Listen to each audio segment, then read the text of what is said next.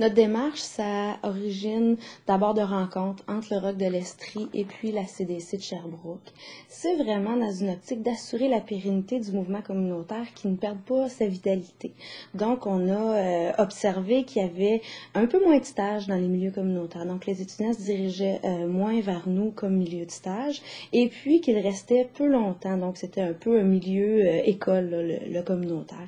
Donc, nous, on voulait, comme regroupement, assurer un leadership pour s'assurer d'une relève forte. Et puis, c'est ça qui nous a amené à développer cette présentation-là, Préparons la relève.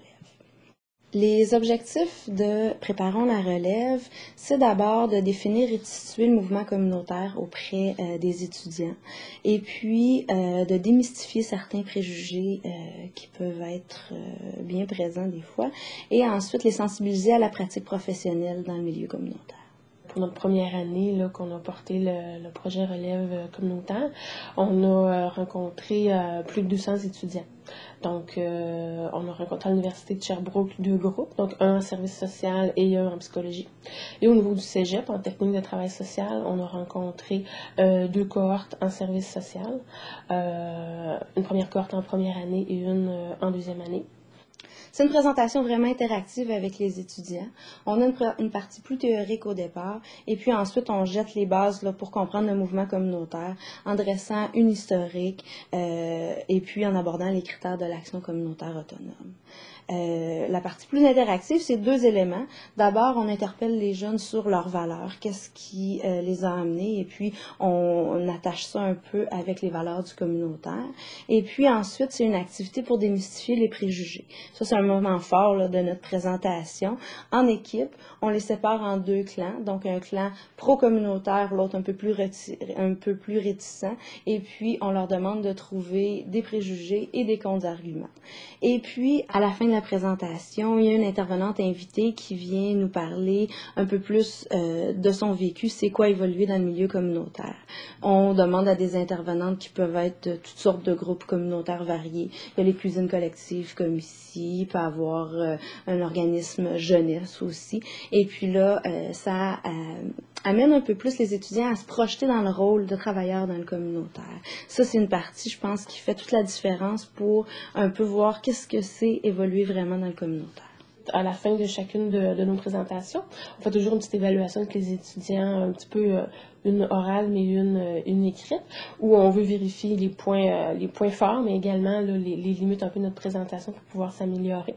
Et un des moments forts qui est ressorti, c'est vraiment l'importance d'une intervenante, une intervenante ou un intervenant terrain qui a la même formation que les étudiants. Donc pour nous, ça a été surtout au cégep qu'on s'est rendu compte à quel point c'était important, parce qu'il y a une différence entre les étudiants du cégep et l'université. Ils ont un petit peu moins de bagages au niveau des stages, au niveau des expériences de travail. Donc, c'est vraiment important là, d'y aller avec eux. Parce que nous, on se présente en tant que regroupement, on a des cheminements un petit peu différents des étudiants du cégep.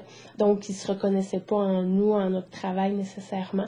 Donc, quand l'intervenante arrivait avec la même formation au niveau du cégep, vraiment, ça parlait pour eux et on le voyait là, vraiment dans leur non-verbal à quel point ça les rejoignait.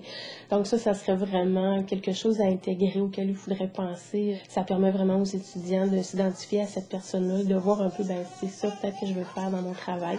Donc, c'est vraiment intéressant pour eux. Et un objectif aussi qu'on a bien atteint, c'est de démystifier les préjugés qu'il y a au niveau du communautaire.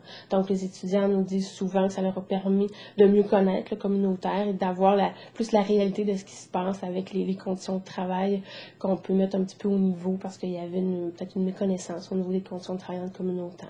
Pour nous, c'est important, oui, de faire valoir le milieu communautaire, d'en faire la promotion parce qu'on est passionné par notre travail, on y croit vraiment au milieu communautaire. Par contre, on veut dire les vraies choses. Donc, par exemple, au niveau des conditions de travail, c'est sûr qu'on disait dans nos présentations que oui, il y a un écart salarial entre un travail dans le communautaire et dans les réseaux. Donc, c'est sûr qu'il y a un écart, mais par contre, dans mon travail, moi, j'ai une belle marge de manœuvre. J'ai très bonnes conditions au niveau des vacances, au niveau des congés, et j'ai de la place pour prendre des décisions. Donc, moi, ça, c'est vraiment un choix d'avoir un travail dans le milieu communautaire.